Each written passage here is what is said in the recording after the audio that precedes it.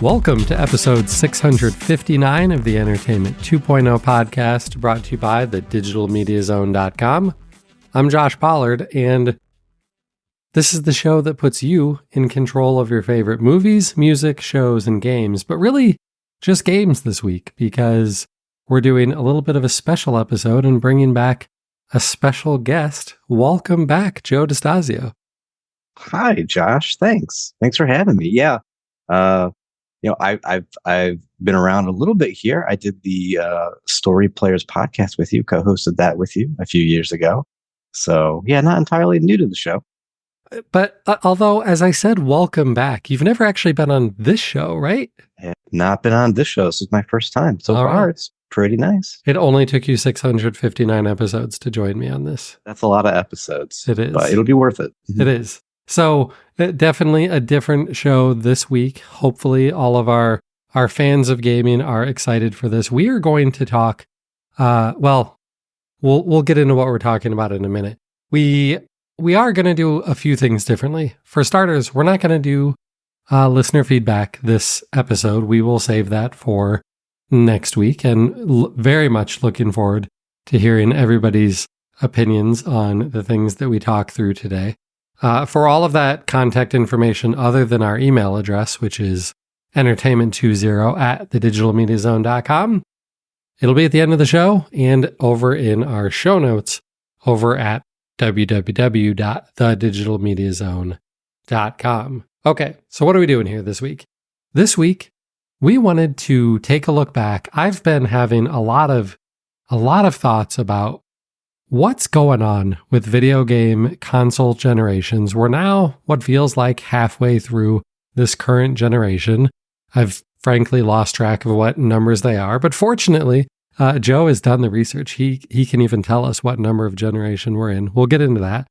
And how it feels like things are changing a lot. And so let's look back at where we've been, how we got to where we are, what things truly are different, and how that might impact things going forward. And, Joe and I have actually been talking about doing this show for a month or two, and maybe fortuitous timing, because we are recording just a few days after Sony announced the PS5 Pro.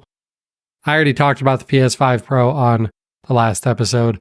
Maybe we'll end up talking about it a little bit here, but at least we now know that this generation, again, does have a mid-generation console spec bump. So that will definitely factor into these conversations as we move forward too. So enough babbling about what we will talk about. Let's get into it, Joe.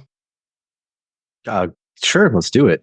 So video game console generations. That might seem obvious what that is, but I think it's worth taking a little bit of time to discuss that, because, other media also have generations, kind of. Take music or movies.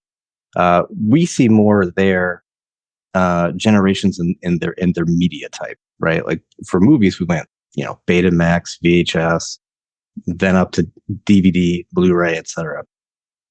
Music, you've got vinyl, going to go 8 tracks to cassette to CDs, but that's not so much the technology generation is the quality of playback of the recording, or just the physical media itself. So with music and movies, it's how can we make the quality of that reproduction when we listen to it or watch it better, and that's how we get these generational leaps. Or maybe make the media more portable, more durable, that kind of thing. But with video game generations, the system, the box that you're playing the video game on determines almost everything. The media itself is not as important, right? And so video games have been around since the 70s, and in some cases even earlier. And there's just been so much rapid technological evolution that after a few years, after a game system has come out, the technology has improved so much, it's worth putting something else out. If you don't put something else out, your competitor is going to put something else out. So we've seen rapid improvement, and so every few years we get a new generation. The game generations are more like years instead of decades. Right. Whereas, yeah, like you said, in music and movies, a generation could be literally more than a decade. But with the numbers that you've crunched for us in your research, most of these generations are just a few years. They've started to get a little bit longer. Some of them are now 6, 7, 8 years, but these are typically much shorter generations than the other media that you brought up, largely due to the fact that this is a technology-driven media space, and technology has gone crazy over the last 30 years. So how many generations are we talking about here?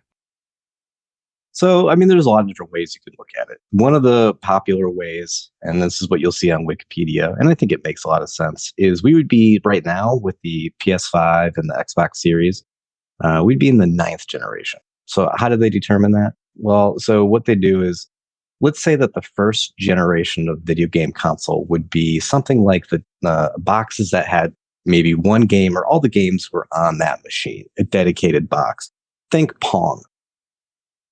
Think back to, say, the original Pong machine. It plays Pong. That's it. Or like the Magnavox Odyssey. It has multiple games on it, but you weren't really buying cartridges. It was all part of the system. And then from there, the second gen is when we do start seeing swappable cartridges being a thing. Think the Atari 2600 or the Intellivision. And then the next generation after that is where we get our 8-bit consoles. So what we think of like the NES, the original Nintendo, or the Sega Master System. And then from there, it's just every few years when the major players in the market, be they Nintendo, Sony, Sega, just every few years they release their new system. The technology is much more improved. It's much more capable. It's a new generation. And so now we are on the 9th. Okay. And just as maybe a quick recap so that everyone can agree on where we are, we'll go with the more recent ones. I'd say around the turn of the century is when things really felt like they started to explode. PlayStation 2 hit the market, became a massive success. That's when Xbox joined. Nintendo kind of changed things up. We might talk about that. They did the GameCube.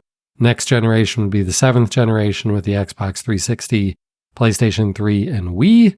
8th generation, the last one, Wii U from Nintendo, PlayStation 4. PlayStation made this so easy. They just keep adding numbers on things. Xbox One, and the Nintendo Switch. And now, like you said, we've got the Xbox Series and the PlayStation 5 and the PlayStation 5 Pro. Right. So where are we right now in this current generation? It's kind of funny whenever we do switch new generations, the transition from next gen, we call everything next gen. And then, well, all right, is it current gen? And then when does it switch from now we are in current gen and that's previous gen? And I don't know, it seems to be after a few years, maybe halfway through the cycle, it feels like everybody's on board to calling the next gen now the current gen. Traditionally, when it comes to these video game consoles, the life cycle is sort of, well, it starts with an announcement usually. You got to build up that marketing hype cycle. You got the announcement. The release of the console is usually 6 to 18 months later.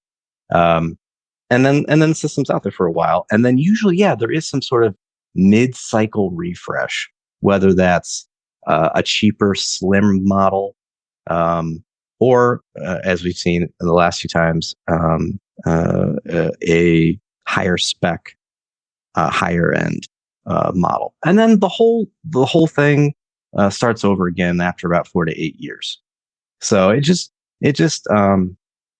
depends on the system. It depends on what's going on. Some systems are much shorter. Take, for example, the Wii U from Nintendo. After the success of the Wii was a disaster, really from their point of view, and they pivoted and they shut that down and were able to come back with the Switch, with a huge success of the Switch. But some companies, say, take Sega, they tried launching the Dreamcast after a series of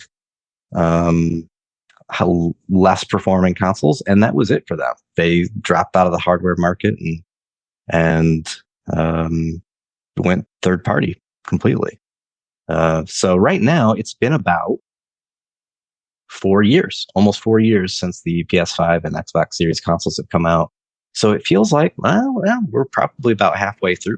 Yeah, it definitely feels like we're at that halfway point. And it felt that way even before Sony announced the PlayStation 5 Pro this week. But that really seems to solidify that for us with them kind of following what happened last generation. Although I think it took a little bit longer before we got the mid-cycle more powerful boxes, but the PS4 Pro and the Xbox One X. Man, like, I'm an Xbox guy, but even I struggle to make sure that I'm saying the exact things correctly with these ridiculous Xbox generations, the Xbox One X and then the Xbox Series X, and woof.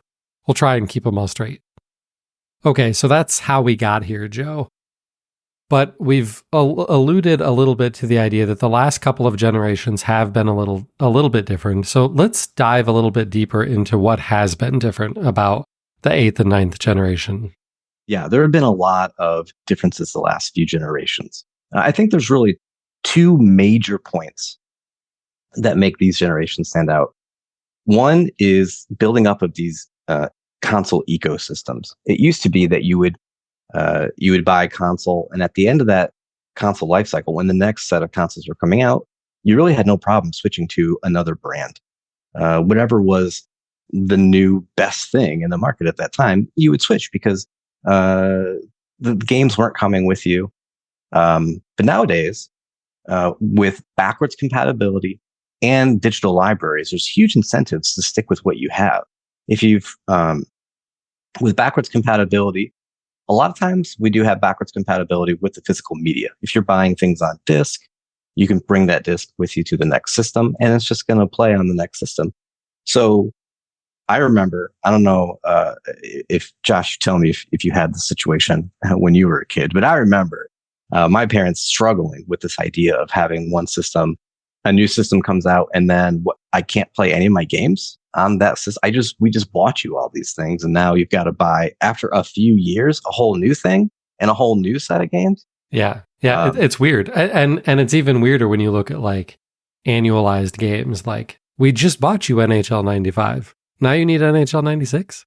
What? And or with the Nintendo ecosystems, like, woof. Don't you have Mario Kart? Like, there's a different Mario Kart now. It doesn't look different. You're right. It doesn't look different. Thank you.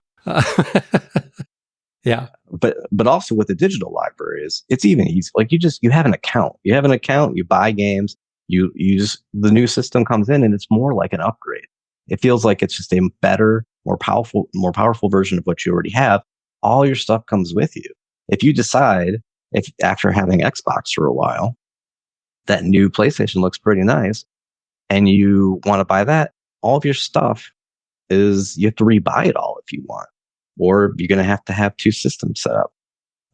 So I think that's making it more difficult for people to switch. It seems like it's introducing more possibilities for people having multiple systems also. They're going to have to keep multiple setups to play all the games that they want. Yeah. And like, it's 2024, and right now the idea of backwards compatibility and these libraries that roll between generations feels like something we've had forever, but it really isn't. You know, we went from Xbox 360 or PlayStation 3 into Xbox One and PS4, and most of your games didn't come with you, just like all of the previous generations.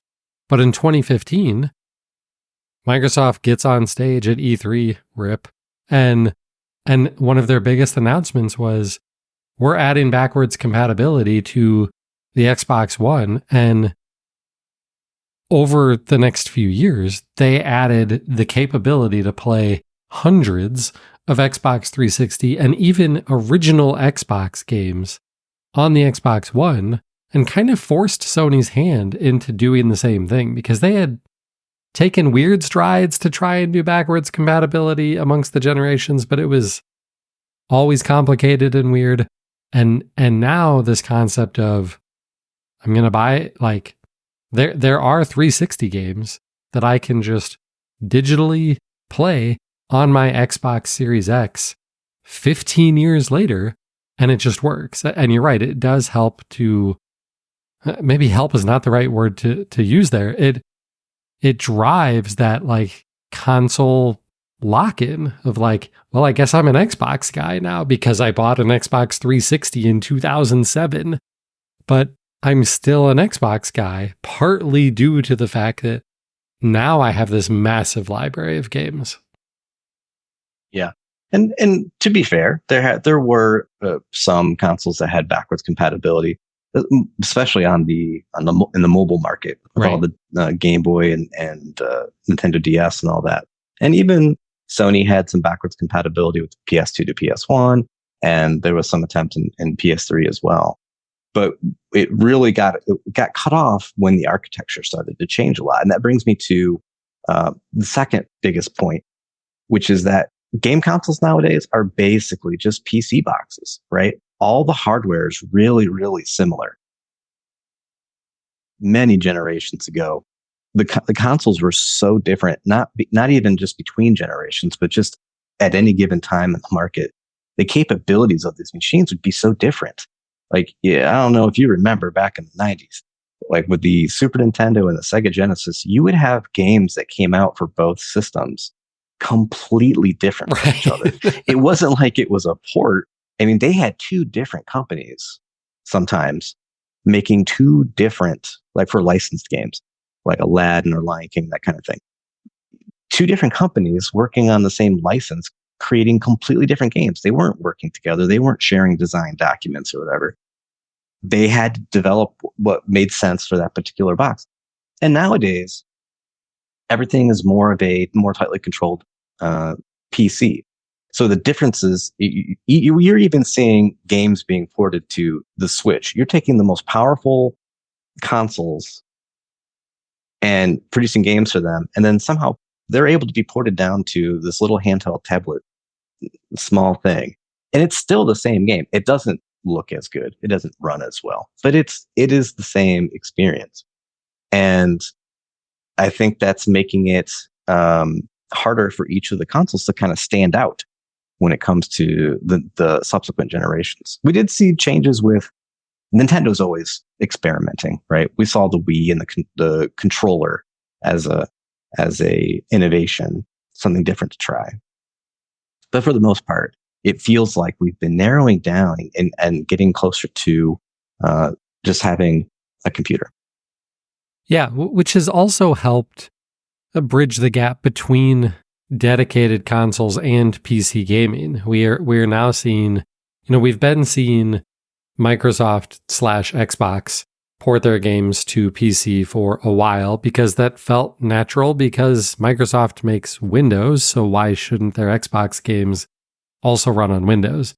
But we even see Sony doing it now, and I think you're right. It's primarily due to that very similar hardware architecture. These are just running x64 CPUs and basic GPUs that are very similar to the things that you can build a modern gaming computer out of. So the only real difference is the PlayStation and the Xbox have a different operating system running on top of them because you're not going to open up Microsoft Word on your PlayStation. You're just going to play games on it.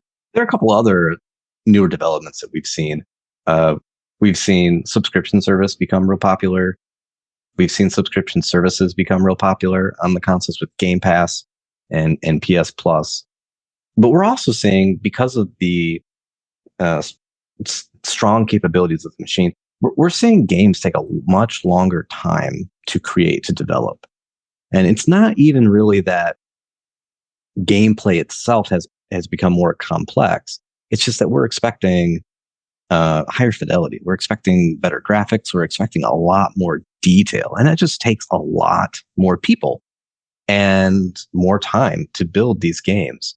And that's one reason why we may be seeing these more recent generations just last a little bit longer. It used to be like, let's see, Naughty Dog for Sony managed to make, during the PS3 generation, managed to make Uncharted 1, 2, 3, and The Last of Us all in one generation.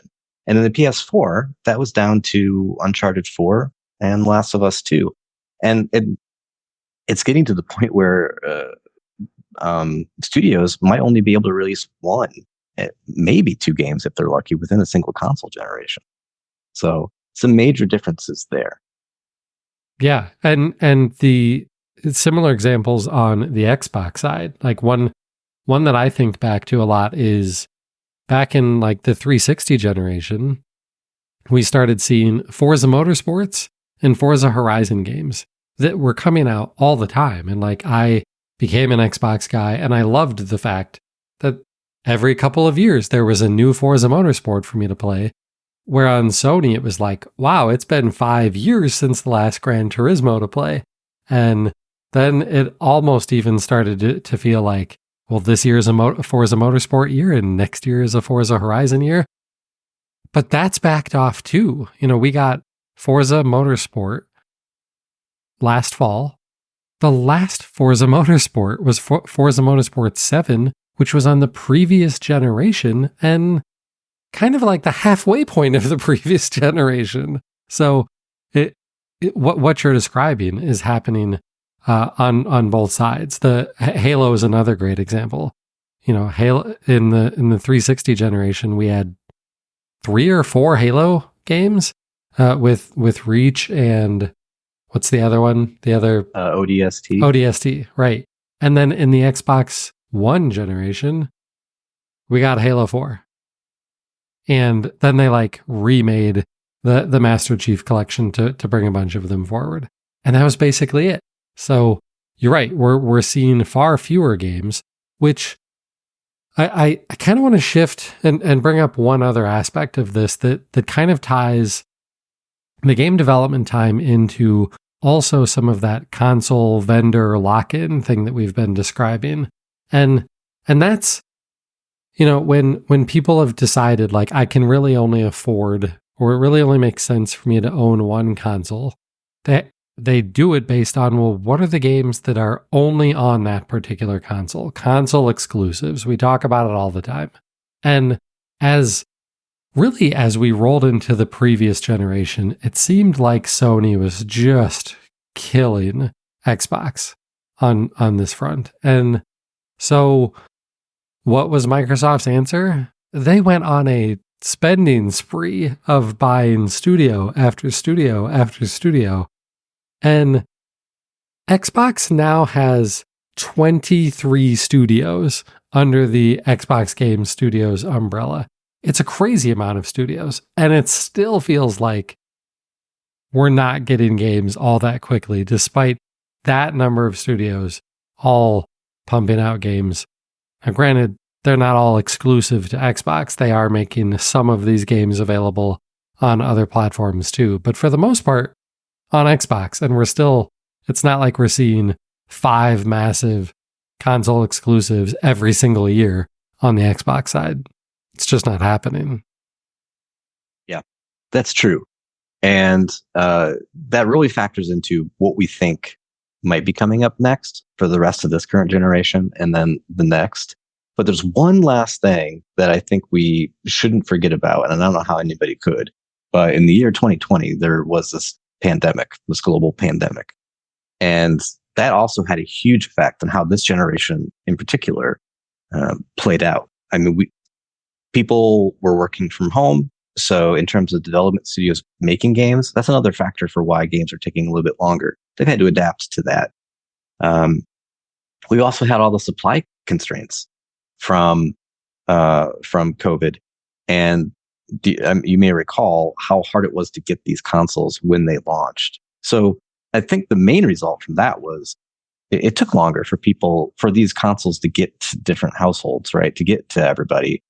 And it felt like this generation kind of had this just built-in delay to it. Even though we're almost 4 years into it, it doesn't feel like it. No, does it? No, it doesn't. And it was so weird because Nintendo Switch sales skyrocketed in 2020. Like everyone wanted to be spending money on video games because it was a thing that they could do to entertain themselves in 2020 without leaving their houses. So it seemed like the perfect time to launch a new generation. But like you mentioned, the hardware supply constraints just made it extremely hard for anybody to even buy these new consoles.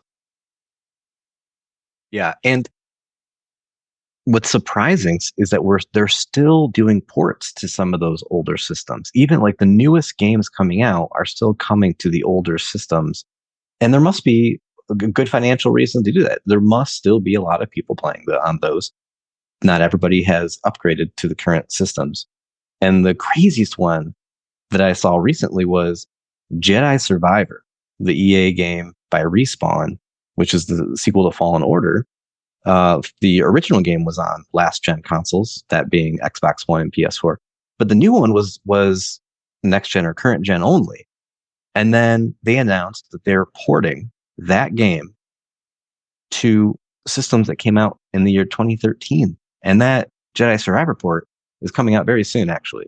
But I think that just goes to show you that just how much of the market is still on last gen. So it feels strange to be talking about what's coming up next when between the delays and people getting consoles and the length of time to get games out, it's crazy that we're thinking about what's coming up next already. For sure. And your example is not a one-off example. Like this is broadly true across the ecosystem. You can still play the latest Call of Duty on a PlayStation 4 right now. And I think that's going to be true with the one coming out this year. Will that be on previous gen too? Do you know? I believe so. I just kind of assume so. You know, I was kind of surprised as an NHL fan.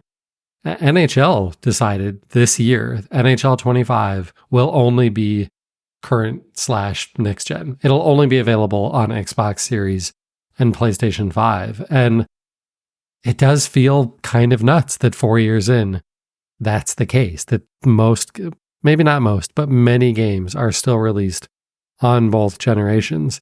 And, you know, we talk about how long it takes to make games nowadays and how it feels accurate to say how slow adoption has been of the new generation hardware. But then we look at what are the most popular games people are playing right now.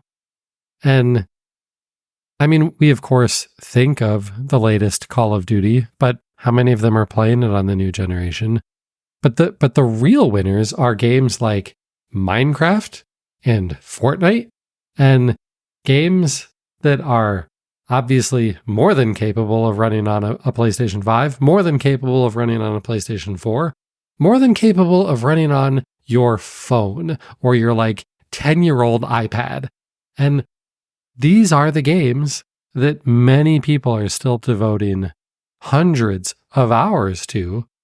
And that's having a major impact also on what new games are even being built. Like as companies are trying to come up with more games that will hold people's attention for years instead of a couple of months, because like the line of thinking makes sense, right? If it's going to take you 5 or 6 years to make a game, it would sure be nice to get revenue from that game for the next 3, 4, 5 years instead of the next 6 months. But it hasn't worked out very well for most studios. Yeah, I like your point about some of these most popular games. A lot of the games I play, they're not necessarily graphically intense, right? I like to play a lot of indie games, and like this is a golden age of video. Like there's never been so many games that come out every day. They're not all necessarily massive AAA games with a large budget, but there's more games than ever that have been available. They're cheaper than ever, if you can take inflation into account. And it's easier than ever for anybody to just make a game. So, but it does seem like that makes it harder to sell a new system when any current system is capable of playing just so much. Yeah, I mean, Steam is the easiest place to look at, and that's not consoles, that's PC gaming. But we're now to the point where there are more than 10,000 games released every year. It's bananas. And like you said, some of these are games that you're never going to play. They're very tiny things and stuff, but that's a lot of competition for your time and for your money. Okay, so it's been kind of an interesting couple of generations with these mid-cycle refreshes, these new game subscription services, tons of games to play, but shorter or longer periods of time to develop them. So what's next? Are we heading into a next generation? Is it going to look a lot like this one? Or do we see things changing a little bit? And Joe, you love Nintendo. We haven't talked as much about Nintendo. They're in kind of a weird spot. Do we start with Nintendo? Yeah, I think we should. Because I think you're going to see something from them first, right? The Switch is almost 8 years old. It's been almost 8 years since the Switch came out. It's a very long time. It is time for Nintendo to announce something, but they haven't yet. I think that they will announce something by the end of the year. I think it's very likely, and release next year. Now, what will that be though? What could it be? They've had so much success with the Switch. I mean, it's almost reaching PS2 numbers in terms of units sold. Nintendo, we were seeing over time, every single console generation, Nintendo was selling fewer and fewer units every single time until they hit the Wii. And you can see why there's a lot of discussion about Nintendo dying, right? Maybe they'll go third party like Sega, but they came up with that Wii, had a lot of success there, but then completely botched it with its follow-up with the Wii U. For whatever reason, that did not work. Marketing, naming of it, people just not understanding what it was. Maybe it was too expensive. Whatever the reasons, they pivoted and went and released the Switch not too long after. And what ended up happening because of that is they're sort of like off cycle. They're not with the other two. They're not with Sony and Microsoft when it comes to the PlayStation and Xbox. They're like half a cycle in. So we're expecting something new. What generation would we consider? Whatever they come up with, I don't know. Would that be in addition to the 9th generation, or will they kick us off with Generation 10? In any case, I fully expect that we're going to see something very similar to the Switch. I'm expecting full backwards compatibility, not just with the games, but with the controllers. They have a history of doing that with their consoles when they can. Yeah, I agree. I think we're effectively gonna have a Switch 2. They'll maybe give it a different name, maybe not. Like the Switch has such great name recognition, it might make sense to just call it the Switch 2. Even though Wii to Wii U didn't work in their favor. I think it will be part of 9th generation in terms of technical capabilities, but I still think I expect it to be less powerful than the Xbox Series X and the PlayStation 5, and for sure less powerful than the PlayStation 5 Pro. I mean, Nintendo hasn't tried to win on power and graphical fidelity since GameCube, right? Yeah. So they've clearly proven they don't need to in order to be successful. You know, the Wii graphics were way worse than the 360 and the PlayStation 3, and it still outsold both of them. And the same is true with the Switch over the PS4 and the Xbox One. I mean, the Switch has sold almost as much as the PS4 and the Xbox One combined, which is nuts to think about, almost. So I think they follow that form factor, and that form factor is somewhat limiting in what they can do in terms of graphical hardware. So I think we see Switch 2. I think they probably stick with that hybrid portable system that you can plug into your TV because it's worked really well for them. And I think the other big thing is Switch really showed us finally for really, to me, it feels like since the first time since the original Game Boy, that portable gaming can actually be really good. And I think the Nintendo Switch is the console that we can really look at as kicking off what we've seen in the PC space over the last couple of years with the launch of the Steam Deck and then all of the competitors, the ROG Ally and all of the other ones that we've talked about on the show. I don't think portable gaming is going anywhere. And so I fully expect the Switch to continue that. And I'm going to jump right into Xbox. I think Xbox, their next hardware, I think will be a portable unit similar to a Switch that will, I'm not really sure how to guess how powerful it will be compared to current generations. Like, I don't think it's going to be more powerful than the Series X for sure. But if it could effectively be roughly the power of a Series S in your hands, that would be pretty phenomenal and would help carry us into what I think really becomes the next generation, which I think could be very, very different. I think that goes to show you we need to keep Nintendo around, because it seems like whenever Nintendo experiments and does something new, the others follow. And so let's hope that Nintendo can stick around in some form or fashion and give us their creativity. Now Sony did experiment with handhelds this generation with their what do they call it? Is it a PlayStation 5 Portal? PlayStation Portal? I don't think it's got the 5. Yeah. Yeah. Which is, it's basically it's a PS5 controller with a screen bolted on it, doing remote play to the console. So when you say that you think Microsoft is going to come out with a handheld, are you thinking of something similar to that, or no, something that can leave the house, not be tethered wirelessly to its home base? That's something more like a Switch. I think it is something more like a Switch that you can play games on without an internet connection.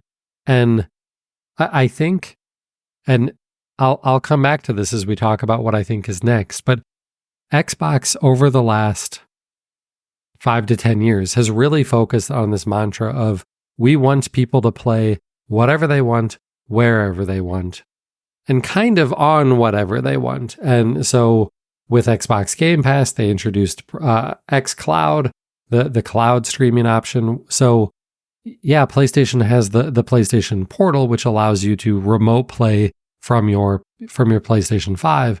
But you've been able to use your phone, your iPad, your Chromebook, your smart TV to play console games remotely streamed from the cloud for over 5 years now.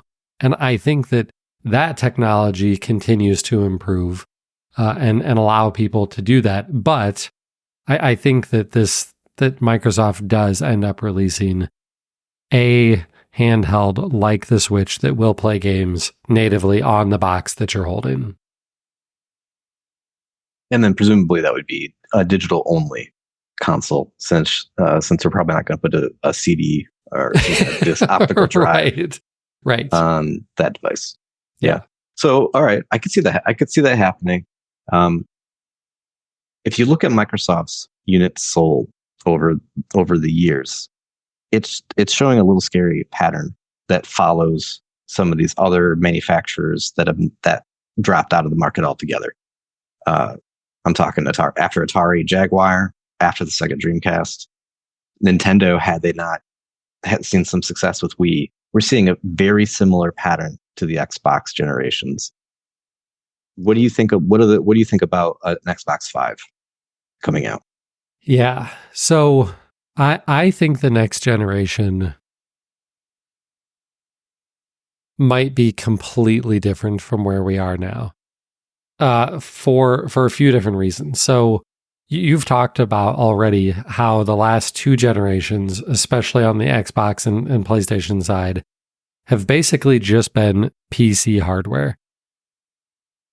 So from the Microsoft side, they could take the route of saying, hey, we partner with third-party hardware developers all the time to release computers that run our software. Let's try the same thing on Xbox and just let customers effectively build PCs that run Xbox software. And maybe they just are PCs, just straight up PCs. And all of the Xbox games, they work to make compatible on PCs. I think there is the possibility that they effectively say we're kind of done making our own hardware because it can be PCs, whether that be really powerful $3,000 gaming rigs that the most hardcore PC gamers love, or things like the Steam Deck and the ROG Ally and things like that, where people are going out and dropping $400, $500, $600 on a portable unit that can also still be docked and give you a pretty good gaming experience. And I think that there's, the hardcore gamers amongst us, when they hear me say something like that, they're probably screaming, but these portable units, they don't give us the next step in graphics. And they're right. But do we actually need it? Like you talked at the very beginning, Joe, about how every generation was introduced by a pretty big leap forward in graphical fidelity and other improvements too, but primarily graphics. And that just isn't as true anymore. I don't want to poke too much fun at PlayStation 5 and the PS5 Pro, but how many websites and articles and tweets and stuff over the last week have you seen where people are posting, screenshots of here's this game playing on PS5 and here's this game playing on the $700 PS5 Pro. Can you tell the difference? And a lot of people going, nope, or not $700 worth of difference. And at the same time, you've got Nintendo who's like, yeah, we're using this 15-year-old mobile phone chip in our most popular console, and we're just churning out win after win after win in these games that don't really look all that great, but man, are they fun. So maybe Xbox looks at this and says, there isn't that much point in us losing so much money on these physical consoles, that they focus more on continuing to provide the games, because they do have a lot of great games coming out of the 23 studios, and the services that they're giving to allow people to play anywhere, which they're doing better, certainly better than Sony, and really don't have any major competitors in that space right now. Going back to Nintendo for a second, my most anticipated game of the year is a new Zelda game, brand new Zelda game coming out in a couple weeks, and it looks it's different, where you're playing as Zelda instead of Link, and it's much more puzzly. It looks like that is not the most beautiful looking game. It has a nice, cute art style, but you don't, like you said, you don't need the power. That is looks like it's going to be an amazing game, and I don't need a $700 machine to play that. And then coming back to Microsoft, yeah, it seems like they're putting themselves in the position to be more service oriented, to be maybe more focused on the software and not the hardware. And that could be one way that they, stay in the business. Maybe they partner with somebody else. We've seen, it's been a while since we've seen a new player in the field, and we could see something from Amazon, Apple, Google. Maybe Microsoft could partner with them. Or what do you think of the chances of them trying to enter this market with a new box? I don't see any of them entering the market with a new box, but Apple, I think, is the biggest potential competitor here. Both in your pocket with your iPhone and with their MacBooks. They're all running the same architecture now. And you can play AAA games on your iPhone. You can buy Assassin's Creed, Resident Evil on your iPhone. You can buy them on your MacBook. And they've also unified around this core architecture similar to what's happening on PC, PlayStation, and Xbox. But they've got major third-party studios taking Assassin's Creed and running it on a PlayStation, an Xbox, a PC, and now your iPhone. And again, with this huge focus of people wanting to be able to play games anywhere, and they don't necessarily care if it's on the 65-inch television in their living room. They're totally fine playing on their 6-inch phone that's normally in their pocket, wherever they happen to be sitting, that I think Apple has the potential to really become a major player in the video game space, as it does kind of shift to be. I do feel like Switch is dragging the whole industry to a more mobile-focused industry.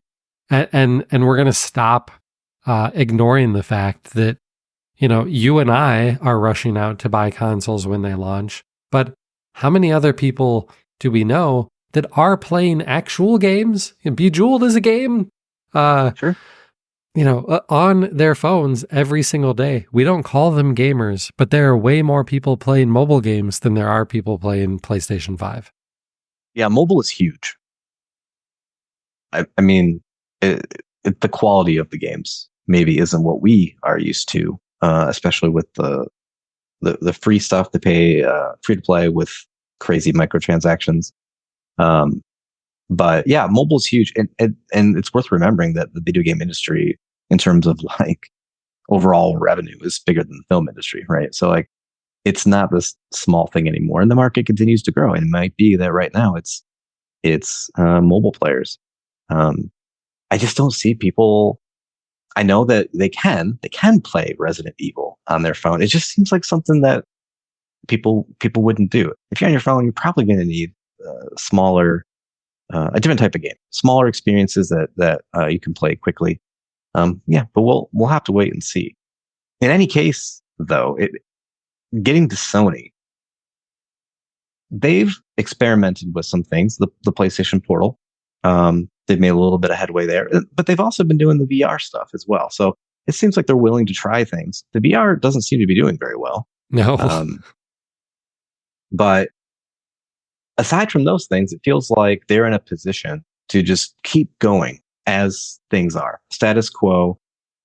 We saw the PS5 Pro announced this week, and it would not surprise me if in a few more years they announce a PlayStation 6 and continue going just as they have been.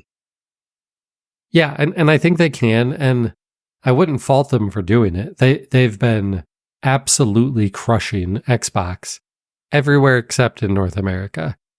And PS4, 117 million units sold. Xbox One, 58 million. And part of that is Japan, right? Where in Japan, they probably sold like a dozen Xbox Ones and many, many millions of PlayStation 4s. But even in Europe, PlayStation crushes Xbox. And so they've got the dominance, and there's no reason to stop. Like, if you're winning, if you keep winning, why would you change your strategy? Just keep winning until your strategy doesn't work anymore. And so, yeah, release a PlayStation 6. And maybe at that point, they stop winning because some of these mobile platforms, and like, if Xbox isn't there and it's only Sony, then is it even still winning? Because when you compare PlayStation to Switch, they're not actually winning. Switch has outsold all of them.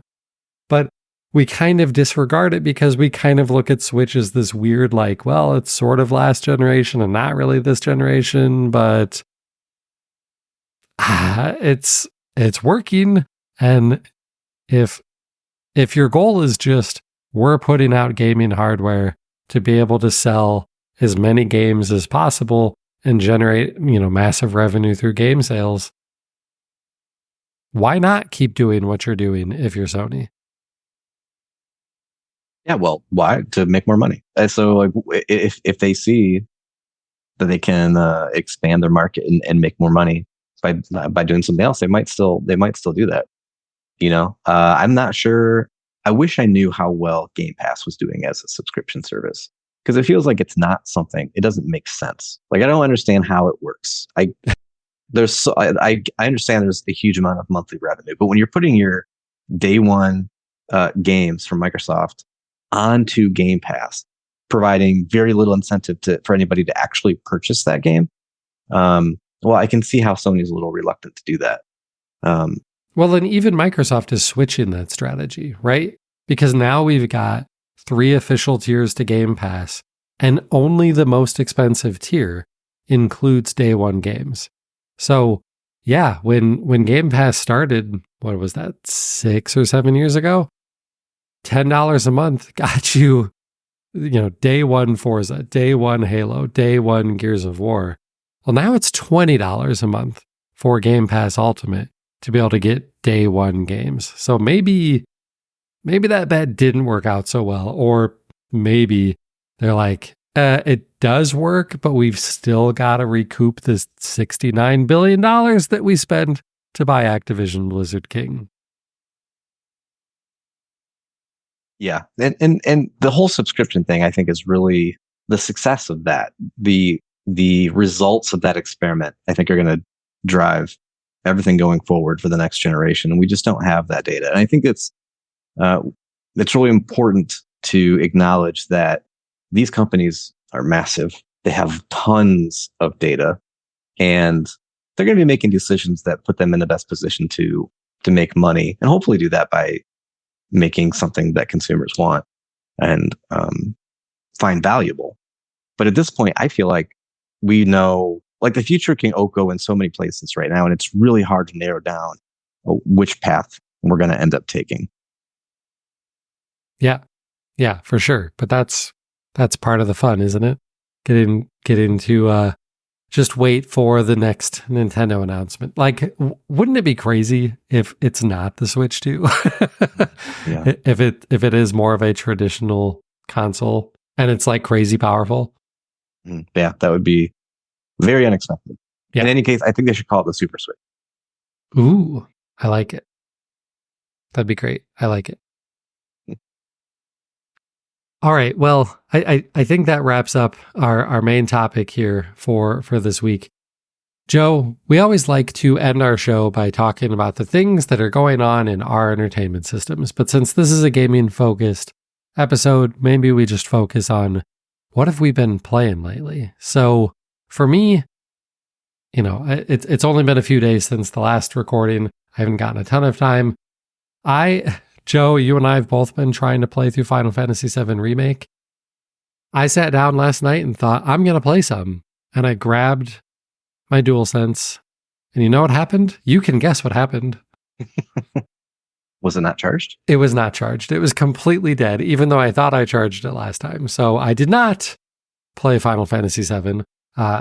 What I did do this week, I was talking with a friend of mine, and he was like, hey, have you been playing the latest season of Diablo? And I'm like, no, I haven't. But like every time I talk to you, you talk about Diablo and it makes me want to play Diablo again. And so I had like a half an hour a few nights ago, and I thought, let's fire up Diablo and see what this new season is. This new season that's almost over, by the way. Man, that game is good. That game is really good. And maybe to continue forward with my overall theme of what we've been talking about today, I'm traveling again for work here soon, and I was playing Diablo, and I thought, I would sure love to be able to play Diablo on an airplane. And I can't actually, even if Microsoft had a portable console, you can't play Diablo 4 offline, and you can't even play the Diablo mobile game offline. So that probably wouldn't work out. But that's where I spent a little bit of my time this week, is Diablo 4. And it's got me thinking, Joe, you and I played all the way through Diablo 4 together. This expansion is coming out. I think we're going to have to pay for it. I don't think it's going to be included in Game Pass. And I might be trying to convince you and the other two guys we play with to buy that expansion so that we can play more Diablo. Something to consider. Halloween's coming up, and I love Halloween, and I'm already seeing the things that I'm checking out, be it games or movies, whatever, start to shift toward horror. So, and Diablo it just fits when you're playing it. It just fits the fall feeling. So, yep, yeah, maybe, but yeah. So I've also been playing the Final Fantasy VII remake. I just got 2 more chapters to go. Almost done with it. Trying to get it wrapped up before the new Zelda comes out. And it's I definitely want to finish it. I've had my frustrations with the game, but it's mostly the nostalgia hit that's getting me through it. Every time I see any screenshot from that game, it just does something to my brain. It activates chemicals or something. So yeah, I've been playing through that. I've also been playing Prince of Persia: The Lost Crown. Oh, that's the newer 2D platformer Metroidvania. Very good. Is that really on Xbox or Switch? It's definitely on Xbox. That's where I'm playing it. I don't know if they have a Switch version, but I did. I know eventually it'll probably come to Game Pass, but it's just so fun, and so I bought it, and I've been playing that. Massive, big game, but it's really good. How big are we talking? Like, how many hours is it going to take to get through this Prince of Persia game? Well, I always compare when it comes to Metroidvanias, like Super Metroid, because I played through that so many times, and you can finish that game in a couple hours, 2-3 hours.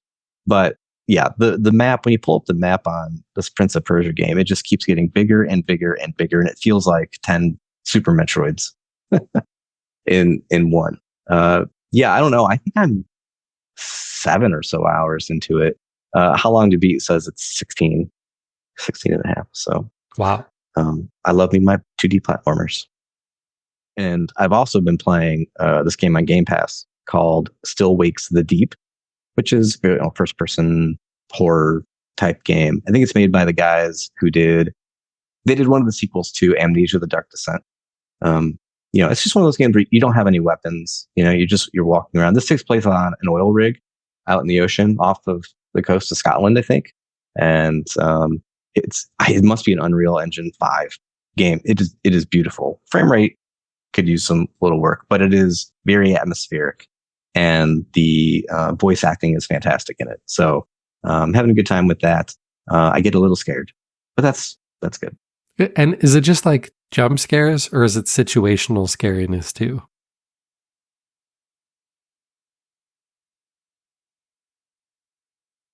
Yeah, there haven't been a whole lot of jump scares yet. But if it's like any of those other type of games in this genre, there's going to be monsters chasing you. There's going to be a lot of hiding in lockers and the suspense of waiting. And did it see me? And can I peek around the corner? Yes. Okay, I'm good for now. And lights going out and just being like stuck in a situation where you can't fight back. You just got to hide. And yeah, it's very intense. Cool. Perfect for the Halloween season. Okay, well, that pretty much does it for this week's show. If you want to get a hold of us, I'm on Twitter at Josh Pollard. The website is at DigiMediaZone. And all of our contact information is in our show notes over at www.thedigitalmediazone.com.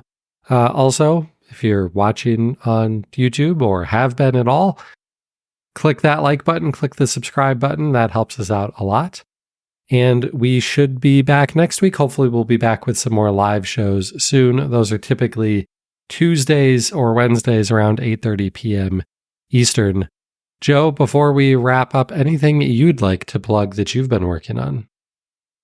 Thanks, Josh. Thanks for having me on. And Yeah, I mean, I've been dabbling with some game development recently. I am a software engineer, and finally getting around to trying to make some games. And I did make a game I released at the end of last year. Very small game. I have a red green color blindness, and so there's a lot of times when I play games that where I get confused because I can't tell the difference between the colors of this particular thing.